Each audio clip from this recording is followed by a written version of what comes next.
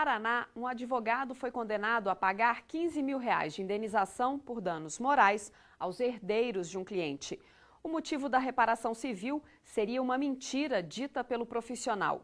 Ele afirmou, até mesmo diante do Tribunal de Ética da OAB, não ter sido contratado pelo autor do processo cerca de 20 anos antes. Acompanhe na reportagem.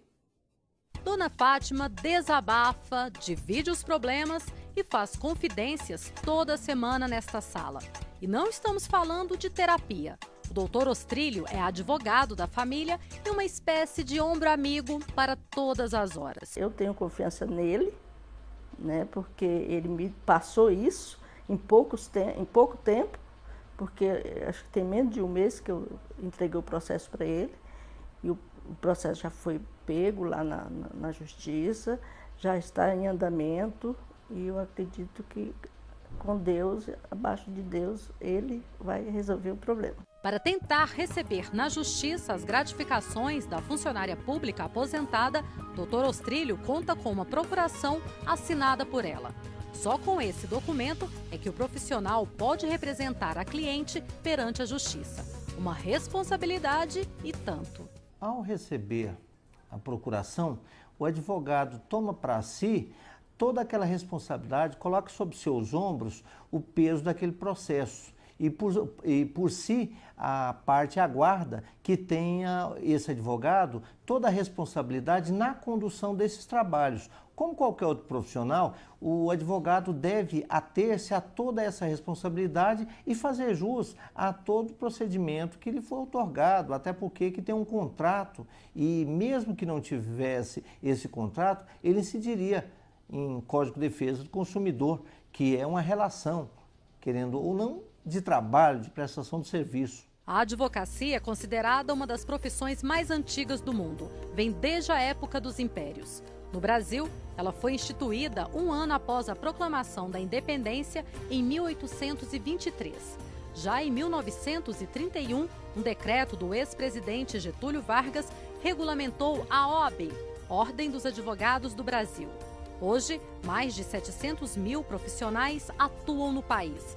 Para exercer a advocacia, o formando em Direito precisa passar no exame da ordem e cumprir um juramento. Quando o advogado entra em um tribunal como este aqui para defender um cliente, ele tem por obrigação respeitar o Código de Ética da profissão. Entre os princípios básicos, o profissional da advocacia deve atuar com honestidade, lealdade e boa-fé. Mas, na prática, muitas regras são desrespeitadas por alguns profissionais. Recentemente, o Superior Tribunal de Justiça condenou um advogado do Paraná que mentiu para o cliente. A história até parece ter saído da ficção. O profissional foi contratado por um cliente para propor uma ação contra o Estado do Paraná para tentar receber diferenças salariais e gratificações que o trabalhador teria direito. Passados 20 anos, o homem procurou o advogado, que negou ter recebido qualquer procuração para defendê-lo. Uma nova advogada contratada pela família fez uma pesquisa e descobriu que o colega não só havia ajuizado a ação, como o processo chegou a tramitar e foi julgado improcedente.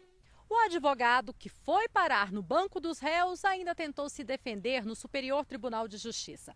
Alegou que o prazo para o cliente processá-lo já havia prescrito depois de passados 5 anos. Mas o relator do caso, o ministro Sidney Benetti, entendeu que a ação estava fundamentada no direito comum e, portanto, o prazo de prescrição é de 20 anos. O advogado foi condenado a pagar R$15 mil à família do antigo cliente, hoje falecido. Pelas regras do novo Código Civil, existe um período de transição, e prazos de transição. Por conta disso, o ministro entendeu que o fato, que o direito ainda não estava prescrito. A indenização por danos morais tem base no dissabor do cliente de ver o advogado negando o fato de haver sido constituído, de haver sido contratado para defender o interesse desse cliente. E o prejuízo não deve ficar só por aí.